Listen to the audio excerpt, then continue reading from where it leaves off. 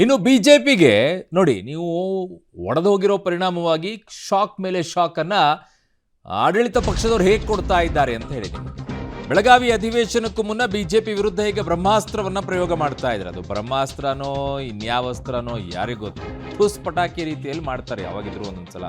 BJP ಕಾಲದ ಹಗರಣಗಳಿಗೆ ಕಾಂಗ್ರೆಸ್ ಮರುಜೀವವನ್ನ ಕೊಡ್ತಾ ಇದೆ ಅಂತೆ. ಹೌದಾ? ಕೋವಿಡ್ ಹಗರಣ ಆಕ್ಸಿಜನ್ ಕೇಸನ್ನು ರೀಓಪನ್ ಮಾಡಕ್ಕೆ ಮುಂದಾಗಿದ್ದಾರೆ. ಮಾಜಿ ಸಿಎಂ ಯಡಿಯೂರಪ್ಪನವರು, ಬಸವರಾಜ ಬೊಮ್ಮಾಯಿ, ಆರೋಗ್ಯ ಸಚಿವರಾದಂಥ ಸುಧಾಕರ್, ರಾಮುಲು ಅವರಿಗೆಲ್ಲ ಬಿಸಿ ಅಂತೆ.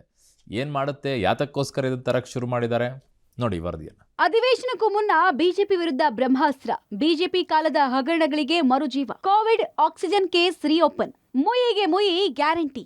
ವಿಧಾನ ಮಂಡಲದ ಚಳಿಗಾಲದ ಅಧಿವೇಶನಕ್ಕೂ ಮುನ್ನ ಕೋವಿಡ್ ತನಿಖೆ ಬಿಸಿ ಕಾಯಿಸುವ ಆಟ. ನೀವು ಮೂಡ ವಕ್ಫ್ ಅಸ್ತ್ರ ಪ್ರಯೋಗ ಮಾಡಿದ್ರೆ ನಮ್ಮ ಹತ್ರ ಕೋವಿಡ್ ಬ್ರಹ್ಮಾಸ್ತ್ರ ಇದೆ. ಇದು ಕಾಂಗ್ರೆಸ್ ಸರ್ಕಾರದ ಗೇಮ್ ಪ್ಲಾನ್. ಕೋವಿಡ್ ಅಕ್ರಮಗಳ ಬಗ್ಗೆ ಇನ್ನಷ್ಟು ತನಿಖೆ ನಡೆಸೋಕೆ ಕಾಂಗ್ರೆಸ್ ಸರ್ಕಾರ ತೀರ್ಮಾನಿಸಿದೆ. ಜಸ್ಟಿಸ್ ಮೈಕಲ್ ಡಿ ಕುನ್ನಾ ವರದಿ ಶಿಫಾರಸುಗಳ ಜಾರಿ ವಿಚಾರವಾಗಿ ವಿಧಾನಸೌಧದಲ್ಲಿ ಕ್ಯಾಬಿನೆಟ್ ಉಪಸಮಿತಿ ಸಭೆ ನಡೆಯಿತು. ಡಿಸಿಎಂ ಡಿಕೆ ಶಿವಕುಮಾರ್ ನೇತೃತ್ವದಲ್ಲಿ ನಡೆದ ಸಭೆಯಲ್ಲಿ ಚಾಮರಾಜನಗರ ಆಕ್ಸಿಜನ್ ದುರಂತ ಕೇಸ್ ರೀಓಪನ್ ಮಾಡೋಕೆ ತೀರ್ಮಾನಿಸಲಾಗಿದೆ.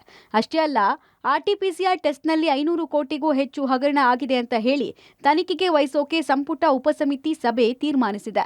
ಕ್ಯಾಬಿನೆಟ್ ಸಬ್ ಕಮಿಟಿ ತೀರ್ಮಾನಗಳು ಹೀಗಿದೆ. ಕೇಸ್ ನಂಬರ್ 1, ಕೋವಿಡ್ ತನಿಖಾಸ್ತ್ರ. ಕೋವಿಡ್ ಅಕ್ರಮಗಳ ತನಿಖೆ ವ್ಯಾಪ್ತಿ ನಿರ್ಧರಿಸೋಕೆ ಅಧಿಕಾರಿಗಳ ಕಮಿಟಿ ರಚನೆ ಆಗುತ್ತೆ. ಸರ್ಕಾರದ ತನಿಖಾ ಮಾರ್ಗದರ್ಶನ ಕೊಟ್ಟು ವರದಿ ಕೊಡುವುದಕ್ಕೆ ಕಮಿಟಿಗೆ ಹೇಳಲಾಗುತ್ತೆ. ಹಾಲಿ ನಿವೃತ್ತ ಅಧಿಕಾರಿಗಳ ಕಮಿಟಿ ರಚನೆಗೆ ತೀರ್ಮಾನವನ್ನ ಕೈಗೊಳ್ಳಲಾಗಿದೆ. ಕೇಸ್ ನಂಬರ್ 2, ಆರ್ಟಿಪಿಸಿಆರ್ ಟೆಸ್ಟ್ ಅಕ್ರಮದ ತನಿಖೆ. ಬೆಂಗಳೂರು ವ್ಯಾಪ್ತಿಯಲ್ಲಿ ನಡೆಸಿದ ಆರ್ಟಿಪಿಸಿಆರ್ ಟೆಸ್ಟ್ನಲ್ಲಿ ಅಕ್ರಮದ ಆರೋಪ. 80 ಲಕ್ಷ ಆರ್ಟಿಪಿಸಿಆರ್, 400 ಕೋಟಿಗೂ ಹೆಚ್ಚು ಹಣ ಬಿಡುಗಡೆ, ಅಕ್ರಮದ ವಾಸನೆ ಬಡಿತಾ ಇದೆ. ಕಿದ್ವಾಯಿಯಲ್ಲಿ 25 ಲಕ್ಷ ಆರ್ಟಿಪಿಸಿಆರ್ ಟೆಸ್ಟ್ನ ಅಕ್ರಮದ ವಾಸನೆ ಬಡಿದಿದೆ. 400 ಕೋಟಿಗೂ ಹೆಚ್ಚು ಹಣ ಬಿಲ್ ಮಾಡಿರುವಂತಹ ಅಕ್ರಮದ ವಿಚಾರ ಬೆಳಕಿಗೆ ಬಂದಿದೆ. Case number 3, oxygen case reopen. ಚಾಮರಾಜನಗರದ ಆಕ್ಸಿಜನ್ ದುರಂತ ಕೇಸ್ ರೀಓಪನ್ ಮಾಡೋದಕ್ಕೆ ನಿರ್ಧಾರ ಆಗಿದೆ. ಅಂದಿನ ಸಚಿವರಿಂದ ವರದಿ ರಿಜೆಕ್ಟ್ ಆಗಿತ್ತು. ತಪ್ಪಿತಸ್ಥರ ವಿರುದ್ಧ ಕ್ರಮ ಆಗಿರಲಿಲ್ಲ. ಹಾಗಾಗಿ ಪ್ರಕರಣದ ಬಗ್ಗೆ ಮರು ತನಿಖೆ ಮಾಡೋದಕ್ಕೆ ಸರ್ಕಾರ ತೀರ್ಮಾನವನ್ನು ಕೈಗೊಂಡಿದೆ. ಎಣದ ಮೇಲೆ ಹಣ ಹೊಡೆದಿದ್ದಾರೆ ಅಂತ ನಾವೇ ಅಸೆಂಬ್ಲಿಯಲ್ಲಿ ಭಾಷಣ ಮಾಡಿದ್ದೀವಿ. ಬಿಬಿಎಂಪಿಲಿ 84 ಲಕ್ಷ ಅಂದ್ರೆ ಏನು, 1 ಕೋಟಿಗೆ 16 ಲಕ್ಷ ಕಡಿಮೆ. ಬೆಂಗಳೂರು ಸಿಟಿಲಿ ಎಷ್ಟು ಮನೆ ಇದೆ. ಆಮೇಲೆ ಕಿದ್ವಾಯಲ್ಲಿ 24 ಲಕ್ಷ ಮಾಡಿದ್ದಾರೆ. ICM ಅಪ್ರೂವಲ್ದು ಅಲ್ಲಿ ಯಾವುದು ಇಲ್ವೇ ಇಲ್ಲ. ಅಲ್ಲಿ 146 ಕೋಟಿ ರೂಪಾಯಿ ಎಲ್ಲೋಯ್ತು, ಯಾರಿಗೋಯ್ತು? ಆಕ್ಸಿಜನ್ ಸಂಬಂಧಪಟ್ಟಂತೆ ಅವರೇನೋ ಒಂದು ರಿಪೋರ್ಟ್ ಕೊಟ್ಟಿದ್ರು. That the minister has rejected that report on Chamarajanagar oxygen incident. ಏನು ಇಲ್ಲ ಅಂತ ಕೊಟ್ಬಿಟ್ಟಿದ್ರು. Honourable the government has not accepted. Will have to relook it. ಯಾಕೆಂದ್ರೆ ನಾನು ಸಿದ್ದರಾಮಯ್ಯನವರೇ ವಿಟ್ನೆಸ್ ಅದಕ್ಕೆ. ಈ ಬಾರಿ ಚಳಿಗಾಲದ ವಿಧಾನಮಂಡಲದ ಅಧಿವೇಶನ ಕಾವೇರುವಂತ ಚಾನ್ಸಸ್ ಜಾಸ್ತಿ ಇದೆ. ಮೂಡ ಪ್ರಕರಣ ಮತ್ತು ವಕ್ಫ್ ಪ್ರಕರಣಗಳನ್ನ ಮುಂದಿಟ್ಟುಕೊಂಡು ಬಿಜೆಪಿ ಮತ್ತು JDS ಜಂಟಿಯಾಗಿ ಹೋರಾಟ ಮಾಡೋದಕ್ಕೆ ಈಗಾಗಲೇ ಪ್ಲಾನ್ ಮಾಡಿಕೊಂಡಿದೆ.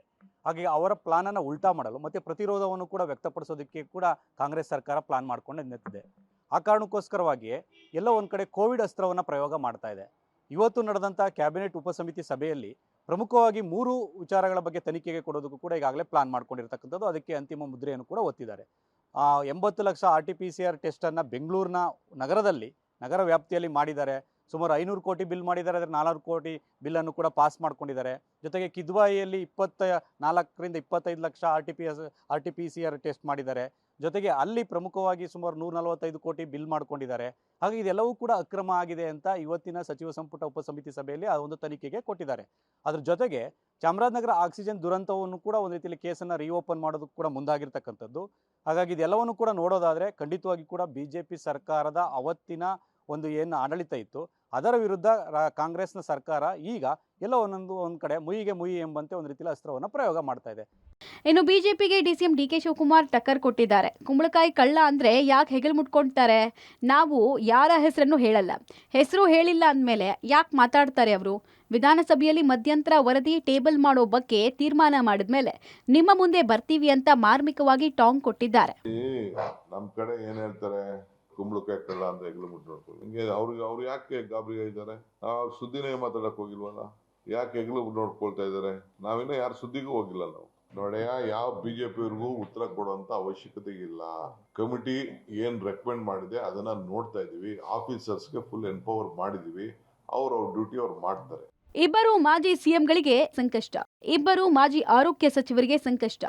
ಇನ್ನು ಸರ್ಕಾರದ ತೀರ್ಮಾನದಿಂದಾಗಿ ಯಾರ್ಯಾರಿಗೆ ಸಂಕಷ್ಟ ಎದುರಾಗುತ್ತೆ ಅಂತ ನೋಡೋದಾದ್ರೆ BS ಯಡಿಯೂರಪ್ಪ, ಮಾಜಿ ಸಿಎಂ ಬೊಮ್ಮಾಯಿ, ಮಾಜಿ ಆರೋಗ್ಯ ಮಂತ್ರಿ ಶ್ರೀರಾಮುಲು, ಮಾಜಿ ಆರೋಗ್ಯ ಮಂತ್ರಿ ಡಿ ಸುಧಾಕರ್ ವಿರುದ್ಧ ತನಿಖೆ ನಡೆಯುವ ಸಾಧ್ಯತೆ ಇದ್ದು ಸಂಕಷ್ಟ ಎದುರಾಗ್ತದೆ.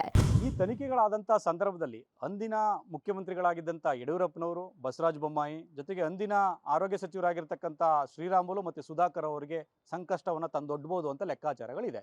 ಯಾಕೆಂದರೆ ಎಲ್ಲವನ್ನೂ ಕೂಡ ಅವತ್ತಿನ ಕಾಲಮಾನಕ್ಕೆ ತಕ್ಕಂತೆ ನಾವು ಒಂದು ರೀತಿಯಲ್ಲಿ ಕೋವಿಡ್ ನಿವಾರಣೆ ಮಾಡೋದಕ್ಕೋಸ್ಕರ ನಾವು ಕ್ರಮಗಳನ್ನು ತೆಗೆದುಕೊಂಡಿದ್ದೇವೆ ಅಂತ ಆ ಒಂದು ಆರೋಗ್ಯ ಸಚಿವರು ಮತ್ತು ಅಂದಿನ ಸಿ ಎಂಗಳು ಹೇಳ್ತಾ ಇದ್ರು ಕೂಡ ಇಲ್ಲ, ಇದರಲ್ಲಿ ಅಕ್ರಮ ಆಗಿದೆ. ಯಾಕೆಂದರೆ ಜಸ್ಟಿಸ್ ಕುನ್ನಾ ಅವರ ವರದಿಯಲ್ಲಿ ಆ ಒಂದು ಶಿಫಾರಸು ಏನು ಬಂದಿದೆ ಆ ಶಿಫಾರಸಿನಂತೆ ನಾವು ಕ್ರಮಗಳನ್ನು ತೆಗೆದುಕೊಳ್ತೇವೆ ಅಂತ ಕಾಂಗ್ರೆಸ್ ಸರ್ಕಾರ ಹೇಳ್ತಾ ಇದೆ.